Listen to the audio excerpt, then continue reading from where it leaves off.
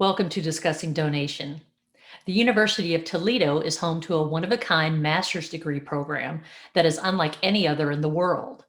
This program was designed to help students understand the complexities involved in the organ donation procurement process. Julie DeSantis sat down with Cindy Grobmeyer to share her journey that included joining the program, working in the field, and then last year taking over the reins as the current program director. Here's Cindy Grobmeyer with her story. Thank you, Meredith. And I would just like to say welcome and thank you so much, Julie, for joining us today. I am really excited to learn more about your program. But first, I'd like to begin by asking sort of what's your background in donation and transplantation, and what's your connection to the field?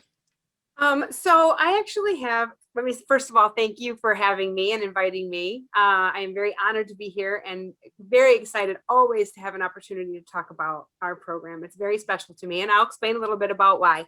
I actually don't have a personal connection with donation and transplant like many of my students and graduates do. My commitment and dedication to the industry is solely due to this program.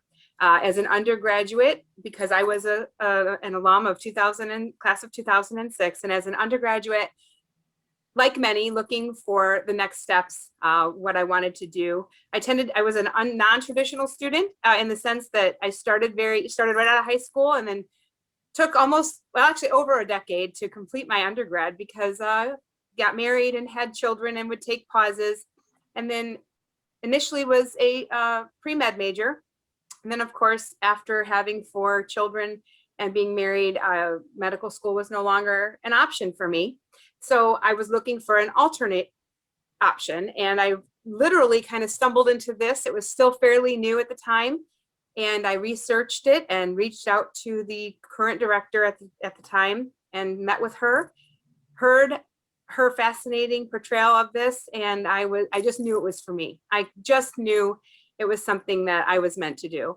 So I signed up and went through the process, applied for the next fall, finished within 1 year. One of the beautiful things about our program is that it is a 1 calendar year master's degree.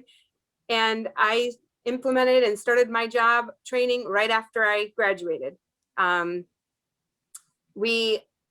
worked in the field as a coordinator. This program does specifically train people to be procurement transplant coordinators. There are slightly different titles out there, but that's basically the specific nature of what we're doing.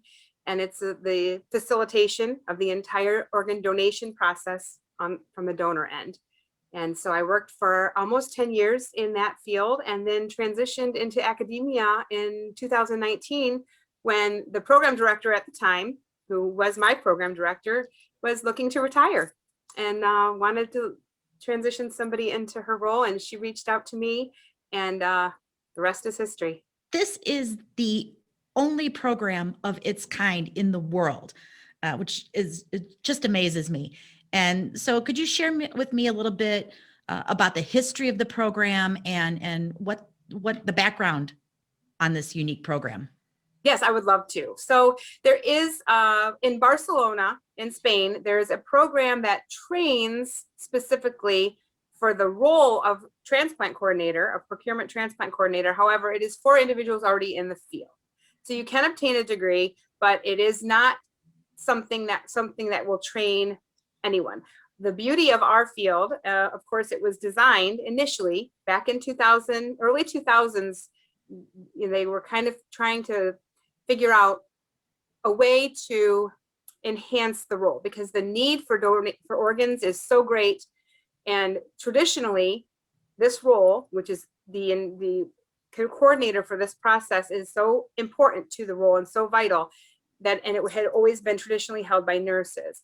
Well, we know that nurses have a lot of versatility. In addition, when you choose nursing as a career, some of, if not most of, your patients recover and go home. Obviously, in our case, that does not happen. And so the nurses may not have been fully prepared for that at the time. And so the burnout rate was super high. There was a turnover after turnover. So the OPOs, which are the organ procurement organizations across the country that hire us, would hire nurses. They would go through training them, and then, you know, it would get the call schedule or the actual work of losing the patients. It can be a lot for some of them who were not fully trained. So the thought was, let's create a program that will fully make people aware of what they're getting themselves into. And so this is a master's degree program that is so specific to this job that they're really, it kind of marries you to it, where we kind of say nurses and respiratory therapists and EMTs can learn and train to do this job.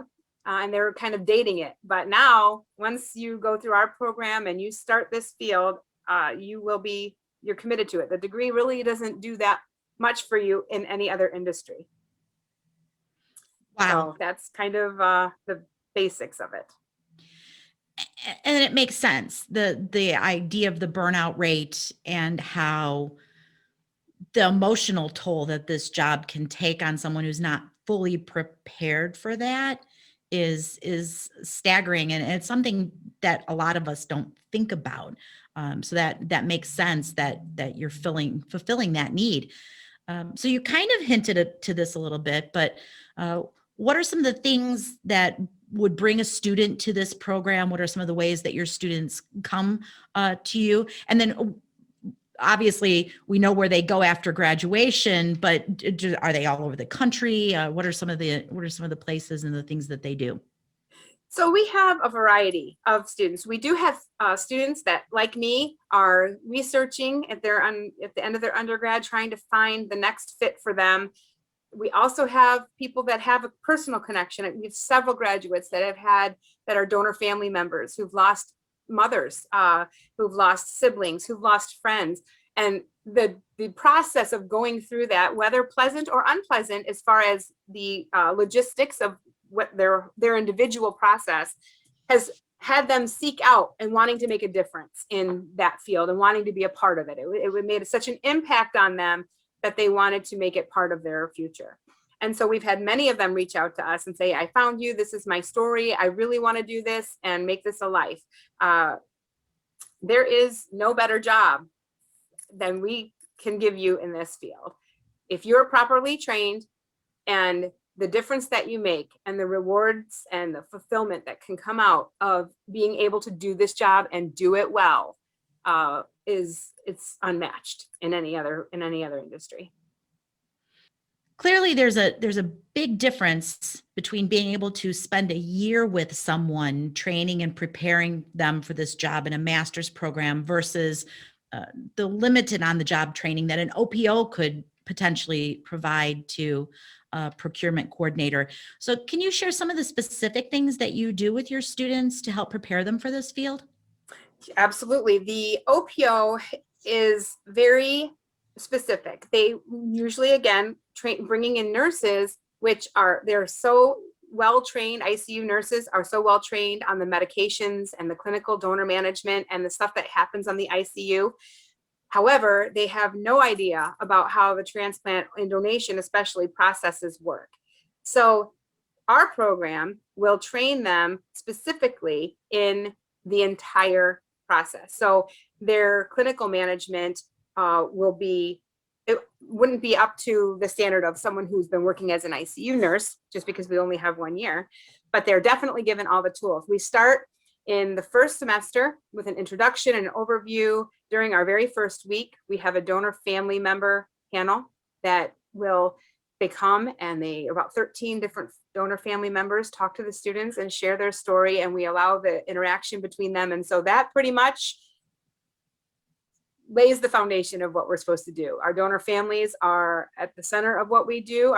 We call ourselves triple advocates. We advocate for the donor, we advocate for the recipient, and we advocate for the families, the donor families. So setting that right into the very first week and getting that foundation in, they don't ever forget that. They keep going. Even now, we're almost in our third semester. We're just beginning it, and they still talk about that first week of learning the basics. It is a lot of information. It starts with that, and then of course transitions into a lot of didactic. We will do an intense anatomy and physiology semester. We have biochemical pharmacology, where we start to learn about the medications, and especially the ones that are specific to organ donation. We also will then in the spring have an on-call semester where our local OPOs will host our students for observational experiences.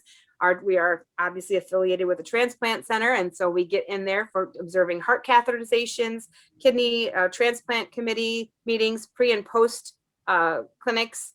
So they get a lot of hands-on observation experience during that. And then of course we culminate everything into the summer semester, where they actually get to be sent out to OPOs across the country.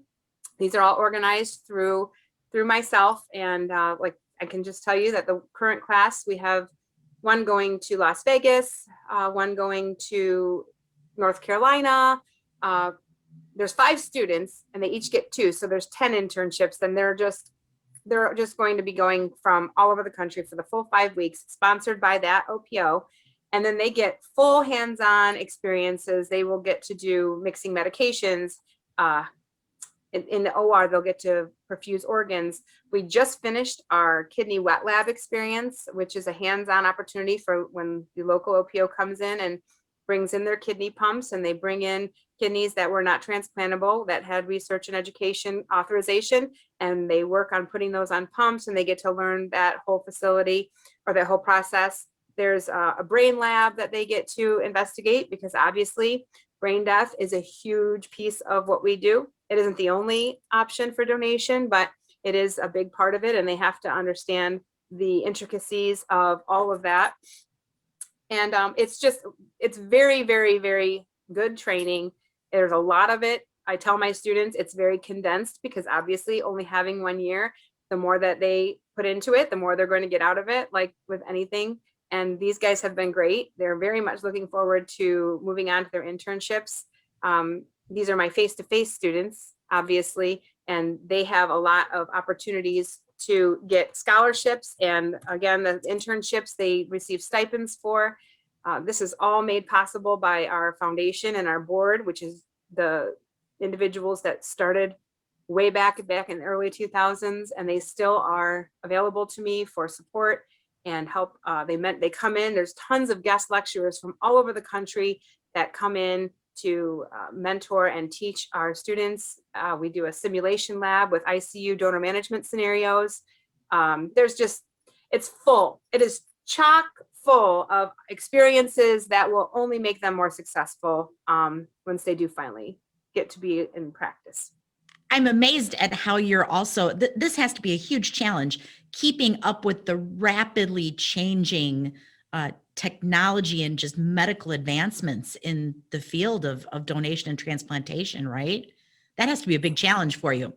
There is. And actually it kind of makes me think, because back when I started, we were still calling people on the phone. They would generate, the list, and we would call the people who came up first, and everything was done over the phone. And then soon after I started, it wasn't that long ago, we did transition into electronic notifications, and all of that is now just gone all over the place. And it's so intense, and there's a whole learning process with allocation of organs and how that all works, which is also part of what we will train them to do, and they will experience also on their internships. But I mean, the future is very bright for transplant. I mean, obviously we know there's over 110,000 people currently on the waiting list.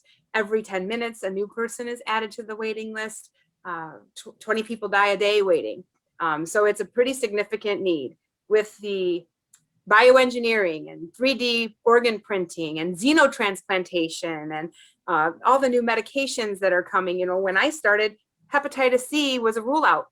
We cure hepatitis C now, and we can transplant. HIV organs are being transplanted now because people are living very successful and high quality lives with HIV.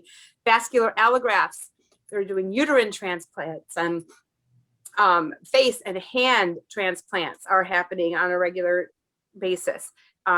Machine perfusion is coming leaps and bounds. So, we all know that kidneys are the most commonly transplanted organ. And the reason for that is because they are able to be dialyzed, which will lengthen their life, where the other organs don't have that kind of ability. And so they die waiting, because there's nothing to delay that for them. And so those kinds of machines are happening. Medicinal improvements to lengthen the time that you can wait for your organ. And then, of course, the perfusion options of, they're talking about perfusing livers now, like they do kidneys, and which will only improve the organs in the recipient on the graft end. So there's so much happening. It's very exciting, and I'm excited that my students get to be a part of that. The one thing is there'll always be a need for someone to facilitate that whole process, and then that's where we come in, and our ever-changing, ever-challenging, ever-rewarding job will always be able to make a difference and an impact on the industry. The focus of this episode of Discussing Donation is to bring awareness to the only organ and tissue donation and transplantation master's program. It is sponsored by the University of Toledo chapter of Students for Hope. One of the primary missions of the Maddog Strong Foundation is outreach to young people. And so if you could give a young person, an undergraduate who's trying to figure out what they want to do with their next steps with their professional career, what would you say to them that would be enticing to encourage them to want to come into your program? I don't think that there is a better field. My personal experience and what I've shared with my students, there's no mistake. I do think that it might not be for everyone. If you don't like a call schedule, if there's certain things that you know that you're not geared for, then maybe it isn't for you. But I had 4 children when I started this program. I was pregnant for my 5th throughout the program, and I did this program with children. I did the job with children. It is a demanding job, but the rewards of it far outweigh the demanding job. I'm also the kind of person, and as well as most of our graduates are, that the challenge is what you need. The challenge is what keeps us going. No day's ever boring. No case is ever the same as the case before. They're always going to be expecting the best quality outcome every single time. You're going to be held to the highest standard possible because of the intricacies and the delicate nature of what we do and who we are dealing with. If we have to put that at the highest priority of everything that we do, every decision that we make, so that we have the best outcome. There's no job better than that as far as I'm concerned. And I know I was trained literally with knowing that this is the best job in the world. That's what I was told my first day of the program. I teach my students that. I have never at any point in my career ever felt that wasn't accurate. It is a 1-year master's program, which is enticing. It has nearly 100% job placement. All of my graduates from last year during 2020, which was a very challenging year, are all working in the field. All of the current graduates have the current students that will be graduating in 3 months all have very promising futures and are already getting recruited by OPOs who are like, we know you're graduating. You want to come work for us? So it has a lot of potential. There's always going to be a need for it. It makes a very good living. All of the OPOs are in larger cities, which entices a lot of my students because they're looking to move. I was one that wasn't eligible, wasn't relocatable because of my situation, and I was able to make it work here in my hometown. So the possibilities are endless. There's also several institutions that you work from home because you're doing a lot of the coordinating. Maybe you're taking the import offers. And so you never have to leave. You're doing everything virtually.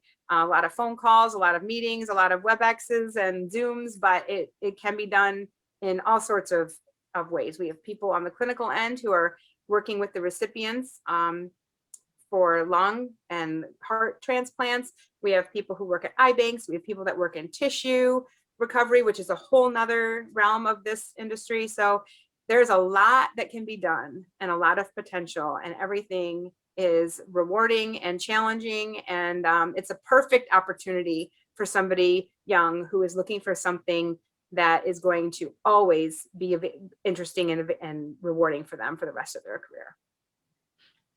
And I have to add that as a donor family, we still keep in touch with our coordinators and we remember each and every one of them. And I'm sure, they carry all their families and stories with them too, which is one of the things that I think just the people in this field are very special. Let's put it that way. It's a And very so, special field. yeah, absolutely. So you have given us so much today about your amazing master's program.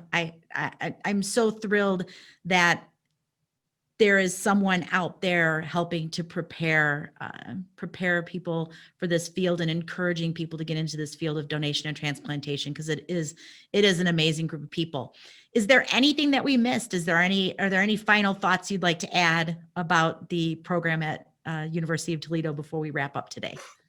I mean, I could talk for days about this program. I really, really could. It is extremely special to me, and it is also the work that we do is important, and being in charge of that and being able to facilitate that through my students, through the university, through the Toledo area, it gives me a lot of pride. And when I see someone who is doing exceptionally well, when there's some new challenge, integrating that into my program is the highest priority. I want to be able to produce high quality entry level coordinators for the OPOs to be able to employ immediately and train and get them out there to make a difference in this field and in the world. That's just it. Amazing. Sweet and simple. There's not a lot of master's programs that say they train people to be life-saving and life-changing, right? That's very true. Yeah. We are very, amazing. very unique, very special, intricately designed just for that purpose. And that's what makes us great. Excellent. Well, thank you so much for joining us today, Julie. I look forward to continuing to learn more about your program and working with you further in the future. And we really appreciate you taking time out of your busy schedule, especially at the end of the semester. I know how crazy that can be to join us today. Thank you so much. It is. Thank you so much for having me. Thank you, Cindy, and thank you for watching. Be sure and catch the next episode of Discussing Donation, where we sit down with Kelly Pataki, a science teacher and Scrubs Club coordinator from John Hersey High School outside of Chicago. Be sure and follow along on our YouTube channel at Maddog Strong Foundation. We look forward to seeing you soon.